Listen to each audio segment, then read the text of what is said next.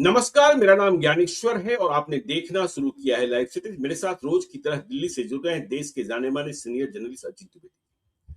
अजीत जी, यदि बिहार की बात करें तो जब से सम्राट चौधरी मुख्यमंत्री बने हैं, घोषणाओं की लड़ी है, घोषणाओं की झड़ी है।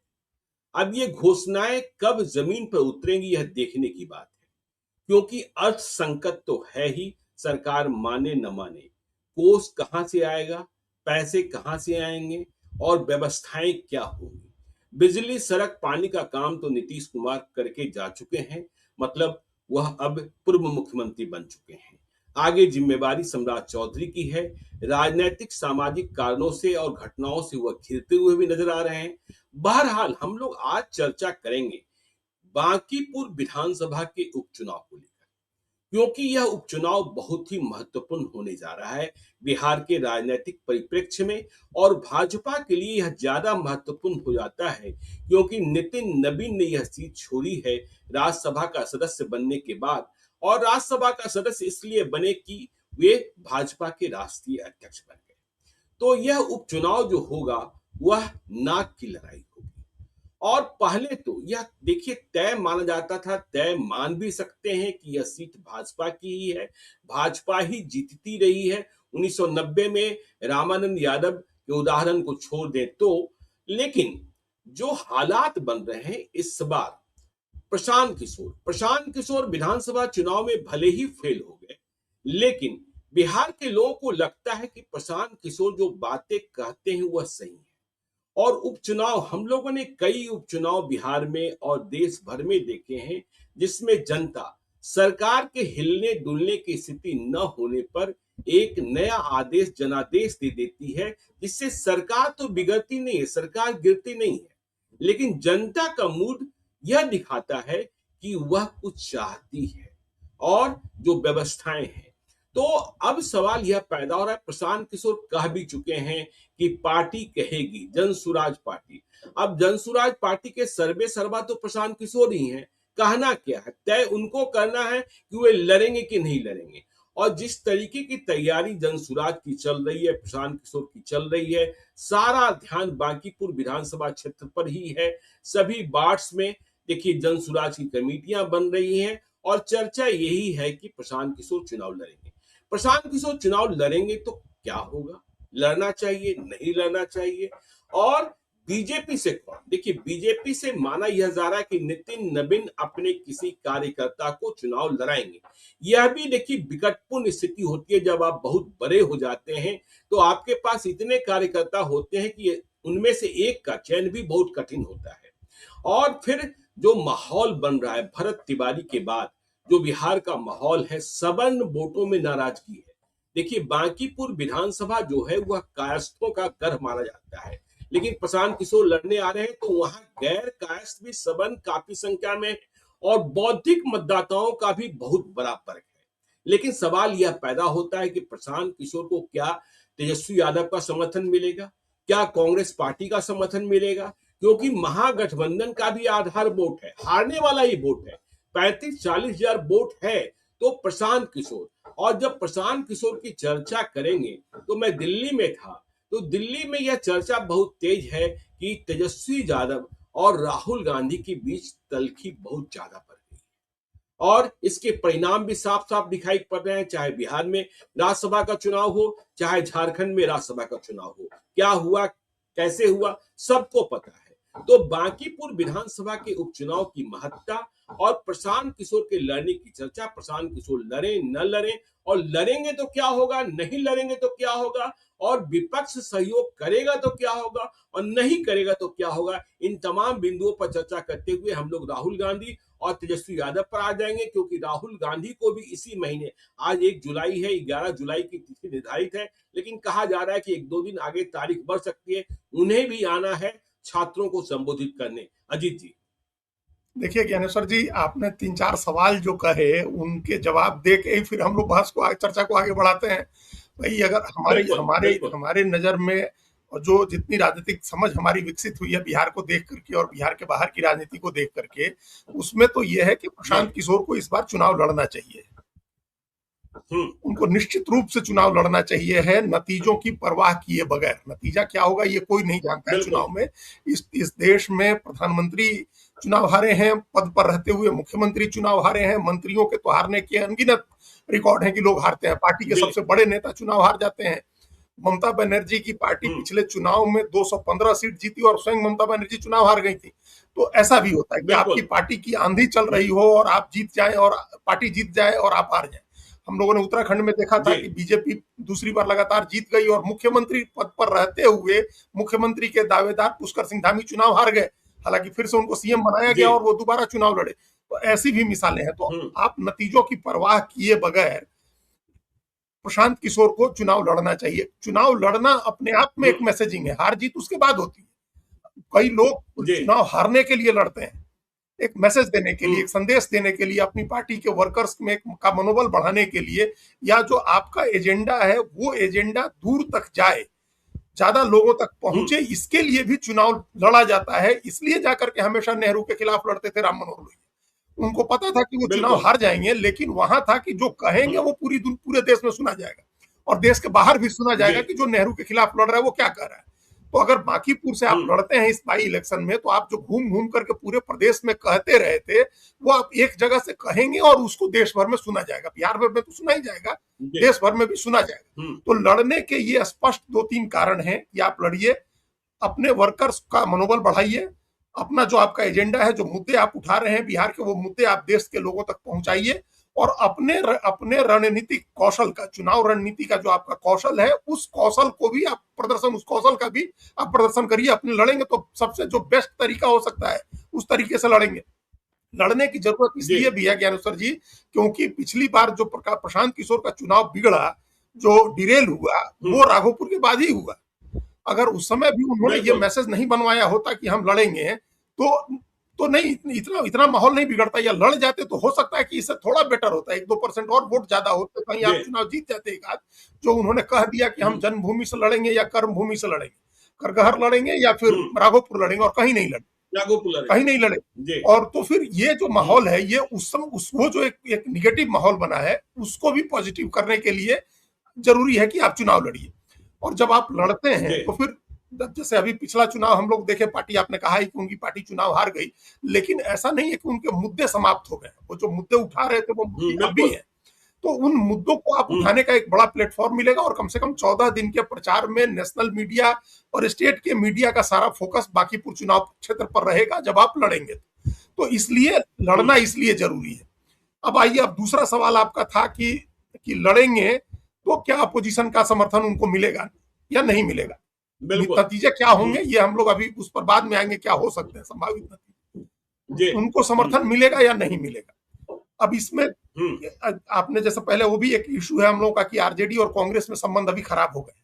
तो अगर हम्म। प्रशांत किशोर को बात करनी होगी तो दोनों से अलग अलग बात करनी होगी। लेफ्ट पार्टियों को बीच में बिल्कुल। लाना होगा, उनके साथ बातचीत करके एक तैयार करना होगा। आप दीपांकर भट्टाचार्य को उसमें मध्यस्थ बना सकते हैं कि भाई आप बात करिए और ये देखिए कि ज्वाइंट हम्म। अपोजिशन चुनाव लड़े तो उसका फायदा होगा यहाँ इस लड़ाई में। अगर कोई मध्यस्थ होता हम्म। है तो ठीक है, नहीं तो क्या चैनल है, उस चैनल से प्रशांत किशोर को बात करनी चाहिए। वैसे लोग बताते हैं कि चैनल हम्म। ओपन है, कांग्रेस में उनकी बात होती ही है, तो वो बातचीत करनी चाहिए है अपोजिशन के साथ। अपोजिशन अभी देखिए, तमाम विरोध के बावजूद ज्ञानेश्वर जी, कल ही एसआईआर को लेकर के 23 पार्टियों ने दस्तखत करके चिट्ठी भेजी है चीफ जस्टिस को। अब 8 जून को जो जी। बैठक हुई थी, उस 8 जून की बैठक में 21 पार्टियां आई। आम आदमी पार्टी और डीएमके हम्म। के लोग नहीं आए थे। इसके बावजूद चिट्ठी पर डीएमके ने भी दस्तखत किया है और आम आदमी पार्टी ने भी किया। तो इसका मतलब है कि जब कोई जी। बड़ा इशू आया तो आप सब लोग एक साथ हो गए, जिनका झगड़ा चल रहा है आपस में, डीएमके कांग्रेस का भी झगड़ा चल रहा है और आप कांग्रेस का भी चल रहा है। हम्म। तो वैसे ही क्या इस झगड़े को खत्म करके एक साझा कैंडिडेट के तौर पर प्रशांत किशोर को स्वीकार किया जा सकता है? हमको इसमें डाउट लग रहा है ज्ञानेश्वर जी, इसमें हमको संशय है। संशय इसलिए बिल्कुल। है क्योंकि ये तेजस्वी यादव और लालू यादव का परिवार बड़ा आशंकित रहता है किसी को भी लेकर के, कोई भी नए चेहरे को लेकर के जी। या नए किस्म की राजनीति को हम्म। लेकर के आशंका रहती है उनको, और वो लोग जो है, जबकि 2015 हमको याद है बिल्कुल अजीत जी, 2015 में जब प्रशांत किशोर चुनाव लड़ा रहे थे महागठबंधन को, तो लालू जी बाबा कहते थे प्रशांत किशोर को, या पंडित जी कहते थे जो यह कह रहे हैं वही हाँ, करो। देखिए, तो लालू यादव से तो बात करना आसान हो सकता है प्रशांत किशोर के लिए, लेकिन तेजस्वी यादव से बात करना कठिन हो सकता है, और लालू यादव की आजकल पार्टी में चलती नहीं है। देखिए, तेजस्वी यादव तो 2015 में पहली बार विधायक बने, और प्रशांत किशोर ने ही रास्ता निकाला कि तेजस्वी यादव और तेज प्रताप दोनों कैसे बिहार कैबिनेट में समायोजित होंगे। पहले नीतीश कुमार इस बात के लिए तैयार नहीं थे कि डिप्टी सीएम भी और मंत्री भी। पहले 2 डिप्टी सीएम की बात हुई, फिर 1 डिप्टी सीएम 1 मंत्री की बात हुई।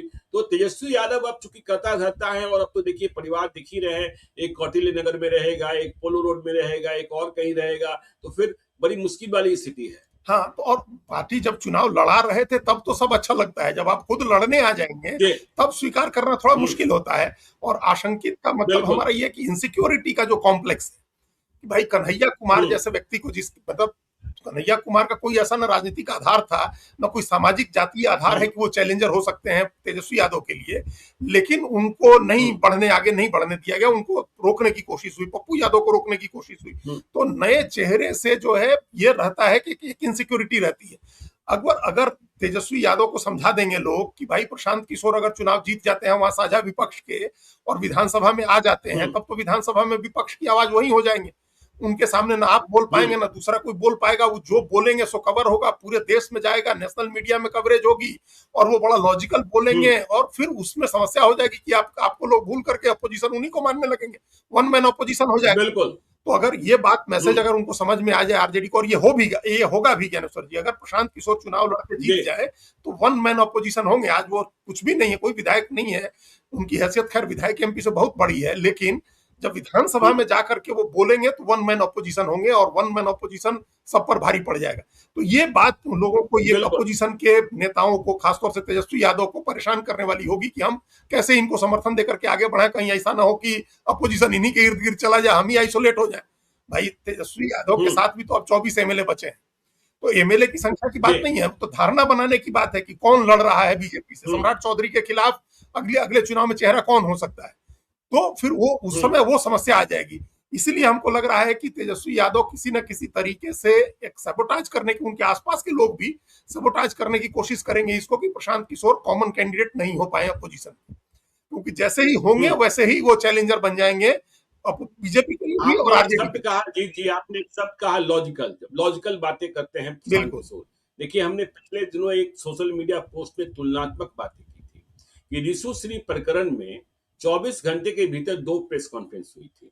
पहली प्रेस कॉन्फ्रेंस तेजस्वी यादव की हुई, और दूसरी प्रेस कॉन्फ्रेंस उनकी ही पार्टी के सांसद सुधाकर सिंह के द्वारा की गई।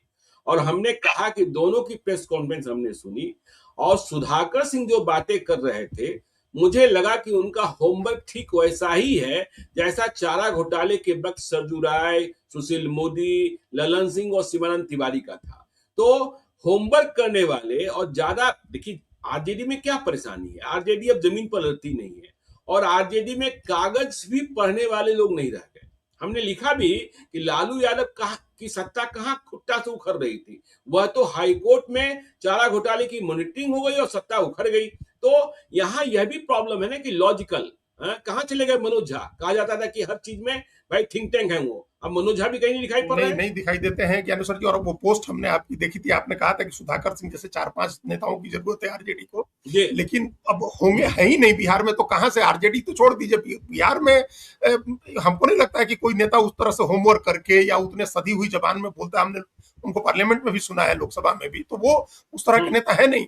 और होंगे अगर आपने जैसा लिख दिया तो तुरंत आरजेडी में बहुत सारे लोग पड़ गए होंगे पीछे कि उनको खींचो पीछे, ऐसा ना हो कि यही नेता बनने लगे।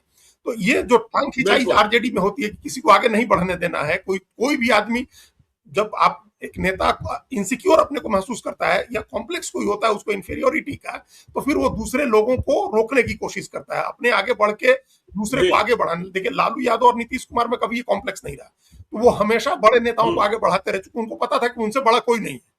तो आप खूब पढ़े लिखे हैं, खूब एक्टिव हैं, तो आप बढ़िए, सबको आगे बढ़ाया लालू यादव ने। कितने बड़े नेता लालू यादव ने बनाए, कितने नीतीश कुमार ने बनाए।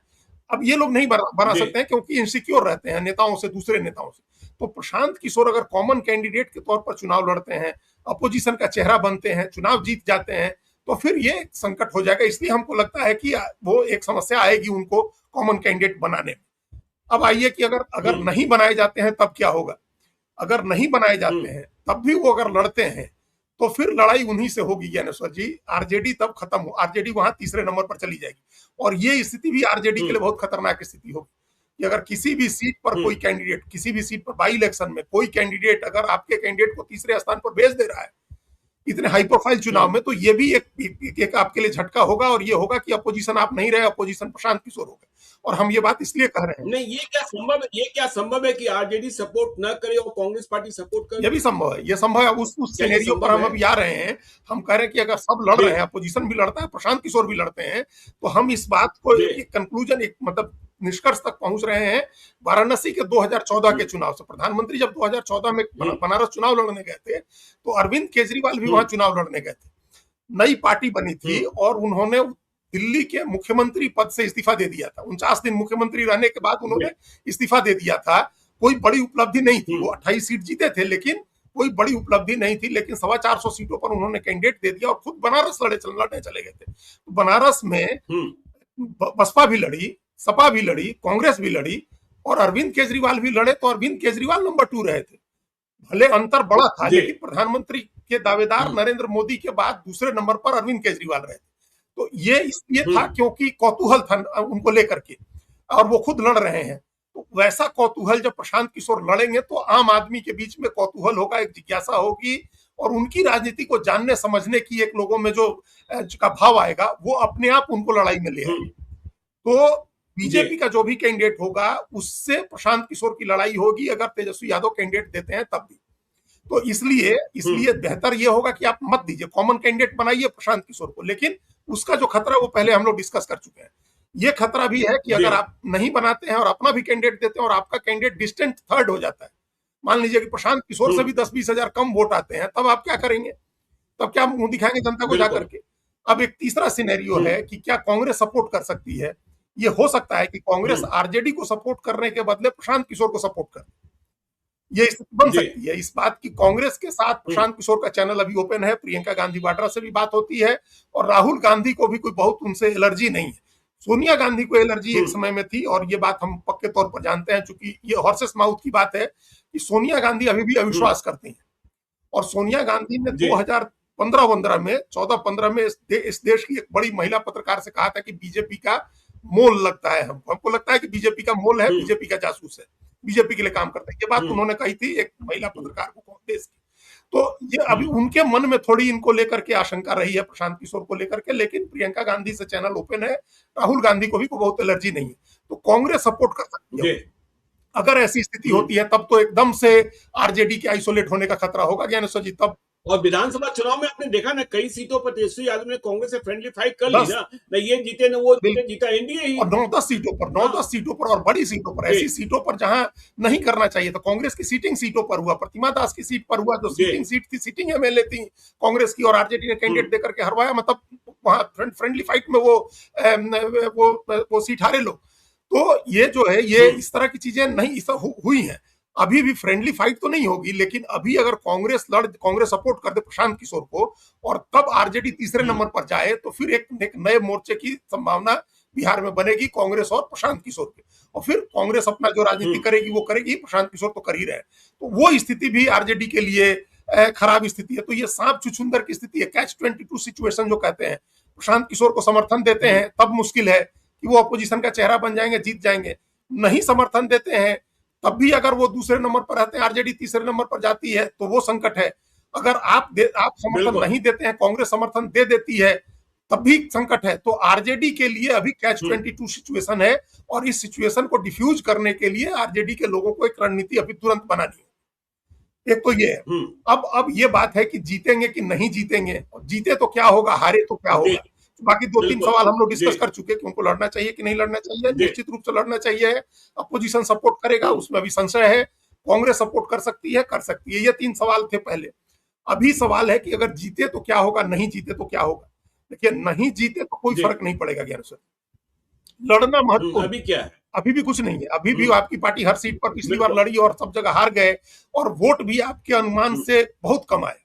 तो फिर क्या होगा, तो कोई फर्क नहीं पड़ा। नेता को ऐसी मोटी चमड़ी का होना चाहिए। आप कहते थे कि हमको 100 सीट आएगी तो हम अपनी हार मानेंगे, उसको अपनी हार मानेंगे। हमको 150 से कम सीट आई तो हम अपनी हार मानेंगे, और 0 सीट आई तब भी तो आप राजनीति कर ही रहे हैं। तो वो ये बिल्कुल बात कर रहे नेता हैं। की बात नहीं पकड़नी चाहिए। नेता चुनाव से पहले कुछ भी कहता है।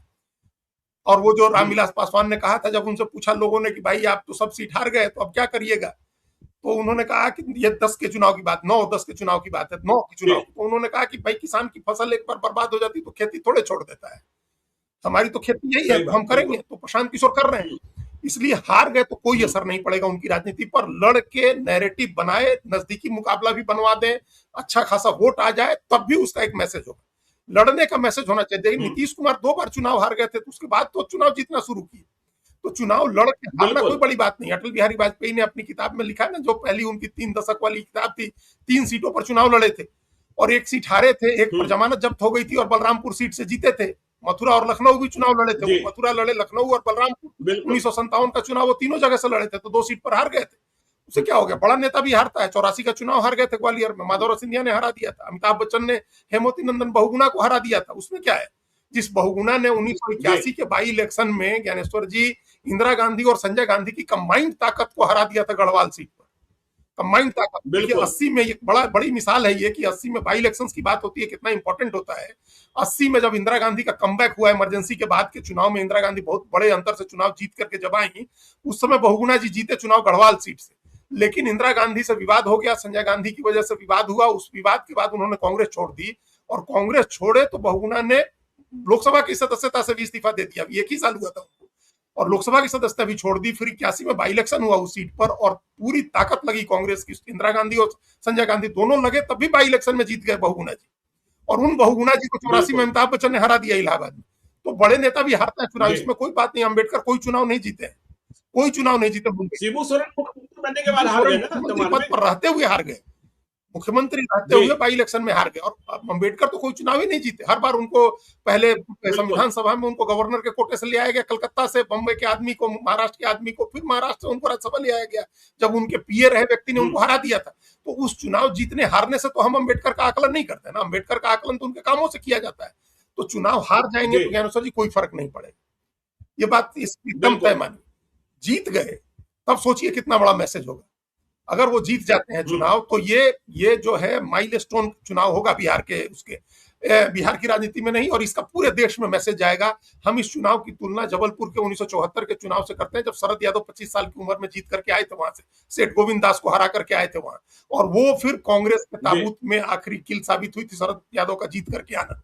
और शरद यादव 74 में जीत हम्म। करके आए थे ज्ञानेश्वर जी, और 75 में जब इमरजेंसी लगी, तो इमरजेंसी के खिलाफ 2 ही लोगों ने इस्तीफा दिया था, उसमें एक शरद यादव। तो जो जिन लोगों ने मूल्यों बिल्कुल। की राजनीति किया, जो वैल्यू बेस्ड जिन लोगों की पॉलिटिक्स है, उस तरह के नेता थे। तो आप एक मूल्यों की राजनीति कर रहे हैं प्रशांत किशोर, तो आप एक वैल्यू, उस पर आप एक मानक बनाइए, चुनाव लड़िए, जीत हार की अपेक्षा से मत लड़िए, अपना कौशल दिखाने के लिए लड़िए, अपना एजेंडा लोगों तक पहुंचाने के लिए लड़िए। अगर हार गए तो कोई बात नहीं है, लेकिन अगर जीत गए तो पूरा बिहार आपके जीतने के लिए होगा, पूरा बिहार आपके लिए आपका स्वागत करेगा इस बात के लिए। और जो हम पहले कह रहे थे कि विधानसभा में खड़े होकर जब आप बोलेंगे, तो सिर्फ बिहार नहीं पूरा देश सुनेगा। प्रशांत किशोर अभी भी जो बात कहते हैं, बिल्कुल। वो पूरे देश की मीडिया में उसकी चर्चा होती है। तो अपने हम्म। इस पोजीशन का लाभ लीजिए। अगर चुनाव लड़ने जाते हैं, तो जैसा आपने कहा ज्ञानेश्वर जी, जो भरत तिवारी की हत्या के बाद से जो मामला बिगड़ा है, वहां जो सवर्णों में एक नाराजगी है, या जनरल मिडिल क्लास में जो हम्म। सभ्य समझदार जो बौद्धिक वर्ग आपने कहा जो एस्पिरेशनल क्लास है, उसमें एक नाराजगी है उस बात को लेकर के, वो कहीं ना कहीं मैटर चुनाव में एक मुद्दा बन जाएगा। फिर उसके बाद अभी बिल्कुल बन जाएगा। और गाजीपुर में बड़ी आबादी है, गैर बिल्कुल, कास्तों की आबादी भी बहुत बड़ी आबादी है। हाँ बड़ी आबादी है, तो वो एकजुट अगर साथ में आकर के जी। खड़े होते हैं, तो अपोजिशन का जो वोट है वो हम्म। अपने आप प्रशांत किशोर के साथ आएगा। अगर इनके साथ एक वोट की पूंजी पहले दिख जाती है, तो पूंजी अगर दिख हम्म। जाती है, एक वर्ग जुड़ जाता है, तो अपोजिशन वाला सारा वोट इनके पीछे खड़ा होगा। और जो आपने कहा कि इससे इससे सरकार की सेहत पर कोई फर्क नहीं पड़ना है, तो वो जो हम्म। जो वर्ग है सरकार का समर्थक, जो वो लापरवाह होता है, वो कॉम्प्लिसेंट होता है, वो कहता है कि अरे चलिए, इसे एक सीट से क्या फर्क पड़ना है, या बाकीपुर तो जीत ही जाएंगे, तो वोट नहीं हम्म। डालते हैं। वोटिंग इसलिए कम होता है हमेशा उपचुनाव में, और सरकार की सेहत पर कोई फर्क नहीं पड़ना है, तो ये स्थिति भी बनती है। तो ये एक उनके साथ एडवांटेज हो जाएगा। और सरकार के लिए ये मामला सरकार के लिए तब कितना गंभीर हो जाएगा ज्ञानेश्वर जी, ये समझिए कि तब तक 3 महीने हो चुके रहेंगे, सरकार सम्राट चौधरी को भी जी। मुख्यमंत्री बने हुए, और सरकार बने हुए तो 7-8 महीने 9 महीने हो गए, अभी तक उपचुनाव की घोषणा नहीं हुई। तो हमको नहीं लगता है कि अभी पता नहीं कब करेंगे चुनाव, बरसात में तो नहीं करेंगे, बरसात के बीच में हो सकता है, बरसात के बाद करें। तो अब जितना भी समय हम्म। जाएगा, उतने समय के कामकाज पर जनमत संग्रह की तरह वो वोट हो जाएगा। हम लोग अभी देख रहे हैं कि और देखिए, और प्रशांत किशोर ने क्या प्रचार शुरू किया है कि यदि आप सम्राट चौधरी से खुश नहीं है, सरकार के बदलाव से खुश नहीं है, नीतीश कुमार को हटाए जाने से खुश नहीं है, तो आप बांकीपुर विधानसभा चुनाव में वोट हाँ कीजिए। तो यही आप बांकीपुर विधानसभा चुनाव वोट कीजिए। तो वो जेडीयू के कार्यकर्ताओं को भी उकसा रहे हैं। बिल्कुल, तो यही हम करेंगे, ये जनमत संग्रह हो जाएगा सम्राट चौधरी के नाम पर, ये उनकी सरकार के जितने दिन का कार्यकाल होगा उस कार्यकाल के नाम पर, उस कार्यकाल की उपलब्धियों के नाम पर जनमत संग्रह हो जाएगा। और जेडीयू के लोगों को प्रशांत किशोर किस तरह से भड़का रहे हैं, एक और वीडियो में हमने देखा है जब वो कह रहे थे कि आज किस अंदाज में मुख्यमंत्री कह रहे हैं कि अपराध से मुक्त करेंगे, इसका मतलब नीतीश कुमार के राज में अपराध होता था बिहार में। तो ये जेडीयू के वर्कर्स को भड़काने के लिए, दोनों के बीच में कॉन्फ्लिक्ट बढ़ाने के लिए, वो ये नहीं कह रहे कि नीतीश कुमार के राज में अपराध होता था, नीतीश कुमार ने ऑर्गेनाइज्ड क्राइम को खत्म किया, ये बीजेपी के लोग कहते हैं, प्रधानमंत्री कहते हैं, सम्राट चौधरी खुद ही कहते हैं कि जंगल राज से निकाला नीतीश कुमार ने, इसलिए वो नहीं कर रहे। लेकिन अपने राजनीतिक लाभ के लिए प्रशांत किशोर उसको ट्विस्ट कर रहे हैं, उस फैक्ट को कि अपराध खत्म कर देंगे, अपराध मुक्त बनाएंगे। तो वो राजनीति है, वो करेंगे, और इन सब चीजों में वो माहिर आदमी है। तो अगर चुनाव जीत जाते हैं, वो एक जनमत संग्रह की तरह चुनाव हो जाएगा, वो जीत जाते हैं, तो एक सीट से ही प्रशांत किशोर को यह मैंडेट मिलेगा कि वो पूरे बिहार की राजनीति करें, क्योंकि वो पूरे बिहार का मुद्दा उठा करके बांकीपुर लड़ेंगे। बांकीपुर की गलियों का या बांकीपुर के नालियों का मुद्दा उठा करके नहीं लड़ेंगे प्रशांत किशोर बांकीपुर में। जब वो प्रशांत किशोर बांकीपुर लड़ेंगे तो पूरे बिहार के मुद्दे उठा करके लड़ेंगे, और अगर उन मुद्दों की, अगर वो जीतते हैं तो ये उन मुद्दों की जीत होगी, और फिर उन मुद्दों को लेकर के जब वो जनता के बीच में जाएंगे तो वो रिजोनेट करेगा जनता के मुद्दे के साथ। तो ये बीजेपी के लिए भी बड़ी मुश्किल स्थिति हो जाएगी अगर वो लड़ने आ जाते हैं। तो इन तमाम स्थितियों को देखते हुए फिर हम एक बार पहली बात यही करें कि प्रशांत किशोर को हर हाल में चुनाव लड़ना चाहिए। जो गलती उन्होंने विधानसभा चुनाव में नहीं लड़ करके की है उसको रेक्टिफाई करना चाहिए है, पूरी ताकत से लड़ना चाहिए, जीत हार की चिंता छोड़ करके लड़ना चाहिए है, क्योंकि हारे तो आपका कुछ नुकसान नहीं होगा, जीते तो पूरा आसमान आपके लिए होगा। तो जीतेंगे तो पूरा आसमान उनके साथ होगा, लेकिन जीत गए तो देखिए, हमने कहा कि दिल्ली में चर्चा है कि राहुल गांधी और तेजस्वी यादव के बीच तल्खी बहुत अधिक बढ़ चुकी है। आपने भी इस बात को कंफर्म किया कि प्रियंका गांधी वाड्रा के साथ प्रशांत किशोर की बातचीत चल रही है, और ऐसे में यदि प्रशांत किशोर मजबूती से लड़ जाते हैं और बहुत ही निकट मुकाबले में हारते भी हैं, तब भी कांग्रेस और प्रशांत किशोर के करीब आने की उम्मीदें और राजद को अलग थलग कर देने की उम्मीदें बढ़ जाएगी, क्योंकि घटनाक्रम आगे भी देखना होगा कि दीपक प्रकाश का सामंजन होता है कि नहीं होता है। मतलब वह 6 महीने के बाद मंत्री रह पाते हैं कि नहीं रह पाते, और नहीं रह पाते हैं तो फिर उपेंद्र कुशवाहा का स्टैंड क्या होता है, वह सब तमाम बातें, क्योंकि उपेंद्र कुशवाहा भी अब कॉलेजियम और तमाम बातें शुरू कर चुके हैं। तो बिहार में इसके आसार पर भी हम लोगों को चर्चा रखनी चाहिए। दिल्ली में चर्चा है तेजस्वी यादव राहुल गांधी में तल्खी बहुत बढ़ गई है। जी देखिए, ये बात झारखंड का जो असेंबली जो राज्यसभा का चुनाव हुआ उसके बाद ज्यादा चर्चा में आई, लेकिन ये तल्खी बढ़ी थी विधानसभा चुनाव के समय में। विधानसभा चुनाव के समय में जिस तरह से हार्ड बार्गेनिंग आरजेडी के लोगों ने की, जिस तरह से राहुल गांधी के अपॉइंट किए हुए प्रदेश अध्यक्ष और उनके प्रभारी को जिस तरह से ट्रीट किया आरजेडी के लोगों ने, अशोक गहलोत को जाना पड़ा, तो ये सब चीजें राहुल गांधी को ठीक नहीं लगती हैं। वो उस समय से नाराज थे, फ्रेंडली फाइट से नाराज थे।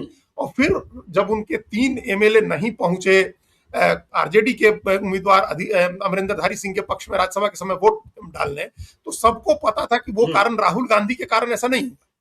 राहुल गांधी ने उन तीनों को नहीं कहा कि तुम मत वोट करो आरजेडी को, वो लोकलाइज कारण थे। वो तीनों इंडिविजुअली बीजेपी के लोगों के संपर्क में थे और उन्होंने वो गैरहाजिर हो गए तीनों लोग। लेकिन बिहार के मामले में पार्टी लीडरशिप की तरफ से कहा गया कि वोट नहीं देना है कांग्रेस कैंडिडेट। पार्टी लीडरशिप पे वो इंडिविजुअल डिसीजन नहीं था, वहां के विधायकों का इंडिविजुअल डिसीजन नहीं है। हालांकि अभी भी वहां के नेता कह रहे हैं, संजय यादव कह रहे हैं कि हम लोगों ने वोट दिया कांग्रेस और कांग्रेस के लोगों ने वोट नहीं किया। ये इस तरह की, ये बहुत बिना मतलब की बात है, इसका कोई बेसिक पैर की बात है। क्योंकि कांग्रेस के तो जो चुनाव वहां एजेंट थे वो खुद ही के राजू बैठे हुए थे, एक आईएएस ऑफिसर, हाँ झारखंड में एक आईएएस ऑफिसर हैं, राहुल गांधी के बहुत करीब हैं, झारखंड के प्रभारी हैं, वो खुद ही चुनाव प्रभारी थे, इलेक्शन एजेंट थे। तो वो कैसे कहेंगे, अगर उनके 16 लोगों ने, वो उनमें से किसी ने वोट नहीं दिया होता तो निश्चित रूप से तुरंत उसको फ्लैग करते, उसका वोट कैंसिल कराते। तो उन्होंने कहा कि उनके लोगों ने वोट किया है।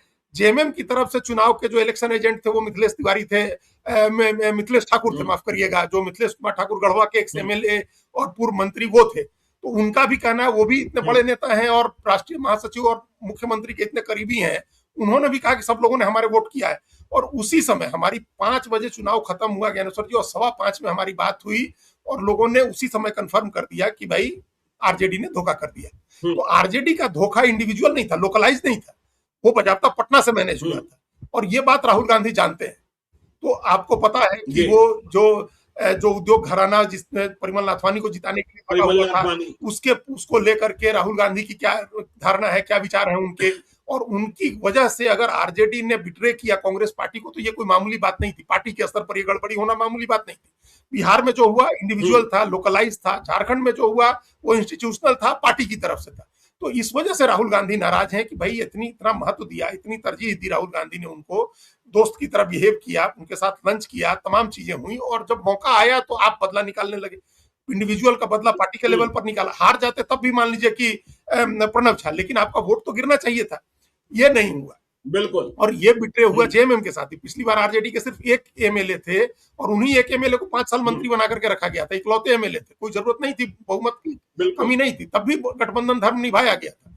और बिहार में कांग्रेस के एमएलए को किस तरह से ट्रीट किया गया, ये भी हम आप जानते हैं कि 2 एमएलए को क्या मंत्रालय दिया गया था, और राहुल गांधी कहते रह गए और कोई सुनवाई नहीं करते थे लोग। जब जेडीयू के साथ आरजेडी की सरकार थी तो कौन सुनता था कांग्रेस के लोगों। तो कांग्रेस अब एक इंडिपेंडेंट राह पकड़ने की वहां कोशिश में है, और ये ओपनिंग हो सकती है। अगर प्रशांत किशोर से बात हो जाती है और यहाँ माखीपुर में वो चुनाव लड़ते हैं, तो कांग्रेस को 1 मिनट की देरी नहीं लगेगी आरजेडी को छोड़ने में। जब डीएमके को एमके स्टालिन को छोड़ने में समय नहीं लगा, जबकि वहां भी 5 ही एमएलए हैं, कांग्रेस के छोड़ दिया, तो यहाँ क्या लेके बैठना है आरजेडी के साथ। तो इसलिए दोनों के संबंधों में जो तल्खी है वो राजनीतिक कारणों से आई है, और उसमें राहुल गांधी के कारण जो है वो डिस्कस हो चुके हैं कि क्या क्या कारण है, क्या क्या बातें हैं जिसकी वजह से वो नाराज है। तो इस बात को आरजेडी को समझना चाहिए, और आरजेडी को आगे बढ़ के इसमें अप्रोच करके कॉमन कैंडिडेट साझा उसका बनाने की बात करनी चाहिए। कांग्रेस के साथ भी संबंध सुधार करने की बात करनी चाहिए। अगर ऐसा नहीं होता है तो अपोजिशन के रूप में आरजेडी की पोजीशन और कमजोर होगी। तो चलिए, आरजेडी की पोजीशन और कमजोर होगी बांकीपुर विधानसभा के उपचुनाव को लेकर, क्योंकि चर्चा प्रशांत किशोर की हो रही है, और अभी बीजेपी की ओर से उम्मीदवार स्पष्ट नहीं हुआ है। कोई कार्यकर्ता होगा, नितिन नवीन के करीबी होंगे, यह बात भी तय है। और पटना से दिल्ली तक चर्चा है। राहुल गांधी तेजस्वी यादव के संबंध ज्यादा बिगड़ चुके हैं। अब तो तेजस्वी यादव के कई अपने भी साथ छोड़ रहे हैं। संजय यादव भी कहाँ आजू बाजू दिखाई पड़ रहे हैं। तो आरजेडी के लिए संकट का समय है। तो तमाम बिंदुओं पर आगे भी चर्चा जारी रखेंगे। आप देखते रहिए लाइव सिटीज को। यदि अब तक आपने हमारे YouTube चैनल लाइव सिटी को सब्सक्राइब नहीं किया है, जरूर कर लीजिएगा। और यदि इस वीडियो को आप फेसबुक पेज के माध्यम से पेज को लाइक कीजिएगा, हैंडल एक्स पर भी हमें फॉलो कीजिए। धन्यवाद।